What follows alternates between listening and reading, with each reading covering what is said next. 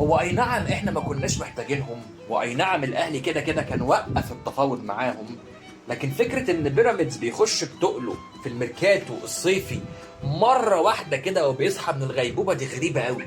فكره ان بيراميدز كده يخش على الصفقات التقيله مره واحده، ويخش على مصطفى محمد اللي كان في وقت من الاوقات قاب قوسين او ادنى، وبيخلص معاه دلوقتي هو وكيله ادم وطني، دي حاجه غريبه جدا.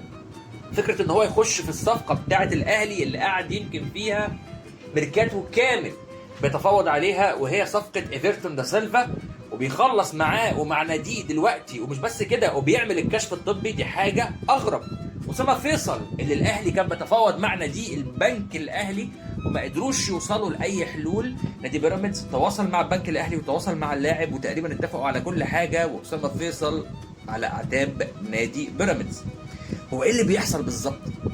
فوق ده كله وسيب ده كله، صفقه محمد اسماعيل بتاعت الزمالك اللي كان بيحاول ان هو يشتريه من نادي زد، وكان الموضوع هيخلص على 43 مليون جنيه، دخل فيها نادي بيراميدز لحد ما وصل الصفقه على الزمالك واشتراه ب 80 مليون جنيه. انت متخيل اللي بيحصل؟ متخيل الوضع ماشي ازاي ما بين نادي بيراميدز وما بين الاهلي وما بين الزمالك؟ صفقات كتير جدا نادي الاهلي بيكون داخلها تلاقي بيراميدز هوب خدها، صفقات كتير جدا نادي الزمالك خلاص بيبقى داخلها وبتلاقي بيراميدز بيخش يعلي عليه او بياخد الصفقه. الحقيقه الكوره ما فيهاش ابن عمي وصاحبي واخوي، الكوره ما فيهاش الكلام ده كله خالص. سيبك من كل الكلام ده كله وسيبك من قصه بيراميدز، خلينا دلوقتي في النادي الاهلي وفكره ورحيل وسام ابو علي وبديل وسام ابو علي. هنجيب بديل مين؟ يعني خليني اقول لك ان كل البدلاء بتوع النادي الاهلي اللي كان هيجيبهم مكان وسام ابو علي كلهم طاروا. مصطفى محمد لبيراميدز، اسامه فيصل لبيراميدز، احمد حسن كوكا لنادي الاتفاق السعودي. مع السلامه والقلب داعي لهم، وانا كده كده ما كنتش مقتنع بولا واحد فيهم اصلا خالص.